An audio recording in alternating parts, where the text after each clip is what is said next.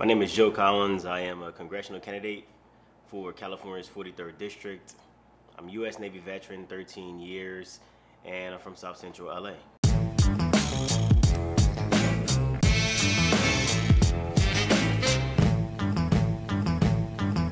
I grew up on 104th and Normandy, so that was like the mixture of all the neighborhoods, like the smack dead in the middle of the 60s, the 90s, the Hoovers, the 111s, everything. Is that where the big donut is on that corner?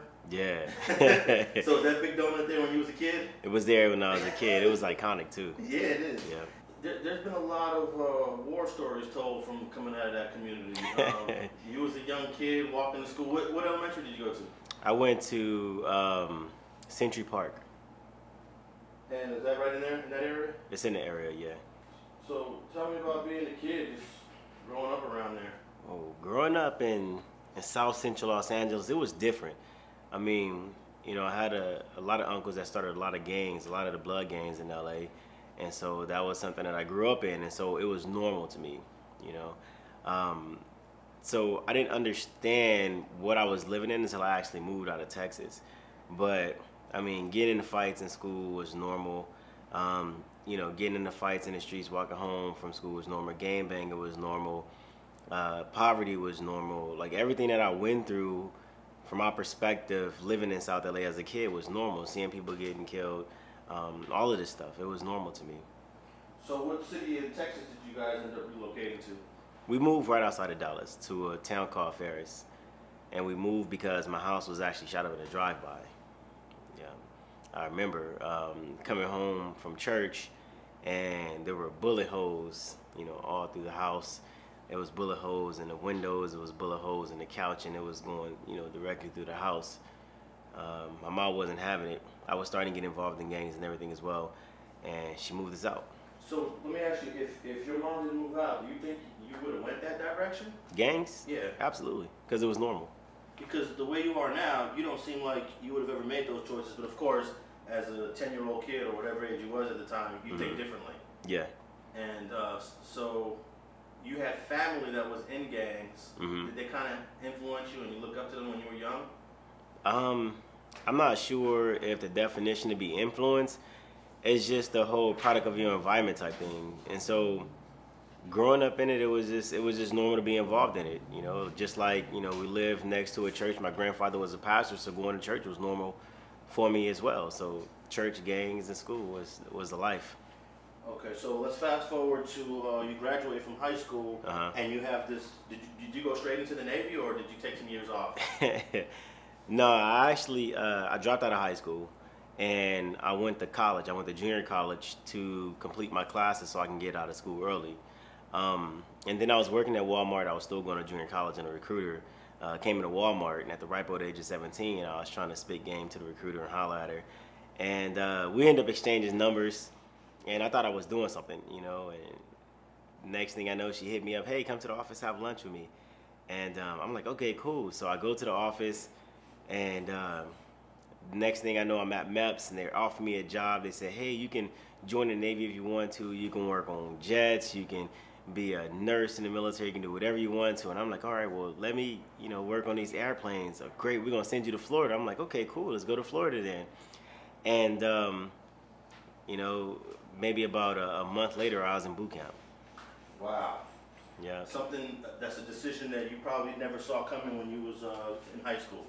No, I wasn't patriotic. I wasn't patriotic. We didn't grow up patriotic. My stepdad, he was in the National Guard, but it's not something that they really pushed on us. Thinking about the decision, I think at that time, my grandfather always instilled in us, when you turn 18, you have to, you know, move out your mom's house. You gotta go be a man. And so that was my mind frame at the time anyway. I gotta figure out something. So the Navy was offering me opportunities. I mean, as a C+ student, I had an older sister in college. My younger sister was coming up through high school. I wasn't going to college. Your decision to go into the Navy specifically, as opposed to the other branches, was influenced by the recruiter that you met, basically. Yeah, she was the only recruiter I've ever met. Yeah, she was Navy, obviously. Yeah, she was Navy. Okay, that's interesting, because if the person was Marine or Army, you would have probably ended up going into a completely different branch of the government. Nah, Nah, I know how the Marines and Army get down, and I don't think the combat life at that time was for me. Okay. You know. Let's talk about that Navy experience. You did one term? 13 years. You did 13 years? 13 and a half years. Yeah. Okay. When a term is 4, how do you end up doing an odd number of years? So what happened was I was in the middle of a term, and when I decided to get involved in politics, and they have an instruction for the military that people who are active duty cannot actively get involved in politics. And I became a Republican presidential candidate back in early 2017. And so I was gray area. They never said you couldn't do it, become a candidate, but you have to request permission. So I became a candidate, then requested permission. And that was kind of gray area. It wasn't against the rules, but it wasn't a battle that too many people wanted to fight. And so I ended up taking the administrative separation board, and they asked me, you know, pretty much what my goals were. And I said, you know, I served 13 and a half years in the military, and I want to get involved in politics. You know, I'm a presidential candidate. Politics is something that's important to me. And so they said, well, okay, great. Well, we see, you know, from your record that, you know, you've done a great job in the military, ran the #1 recruiting station in NRD Dallas, #2 in the nation, you know, pretty decorated. And they pretty much said that these are your options.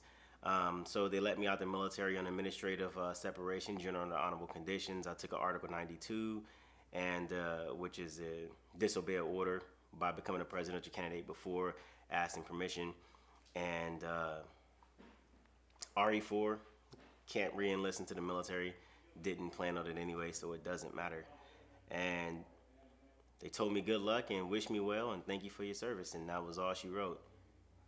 Okay, so you making this decision 13 and a half years in, did you think, hey, I want to get 15 years in the military because there's different pensions and perks, or maybe I'll do this after 20 years. I'm not too far from 20 years in. You made a decision considering all those other options you had available to you, and why so? Well, the military was changing. You know, the military wasn't what it was whenever I first got in. It was turning soft, and a lot of the policy changes that were coming to the military I didn't, you know, really like. And 13 and a half years, I had a pretty great career. There were no perks between 13 and 20 years. You get your retirement at 20, but right now, you know, 100% disabled, so technically medically retired at the point anyway. So I think I made a good choice. And move on with your life. Everything ends. Nothing is forever. So the disobey order is not a dishonorable discharge? No, it's not. It's not even a discharge that's punishable by separation. But we were trying to stay within the instructions, but ensure that I kept my benefits as well. So what made you decide you wanted to become a candidate before you went through whatever the process the Navy requires? Why didn't you say, you know, F that, I want to run for congressperson? Because it's a lot of gray area, and I couldn't get any real answers to the questions that I was asking. Like, if I wanted to get involved in politics, I know you can't get involved in partisan political activities, but you know, who do I ask? How do I ask? What type of forms do I ask? Because it's not a lot of people in the military who just decide to get into politics. I was one of the few. And 2 years in, how are you feeling? Feel good. Feel good. Okay, so let's back up to the beginning of your campaign, like running for basically a national position. This is not local politics. You're running for a national position, which would give you an office in D.C. and here in L.A.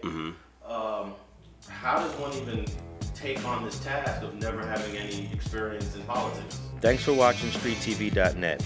If you're not subscribed, please hit that button below and click the bell to receive alerts and notifications. Feel free to comment below so you can give us your feedback, and be sure to watch the 2 related episodes to the right. If you want to support this platform or follow us on social media, visit the links in the description, and thanks for watching StreetTV.net.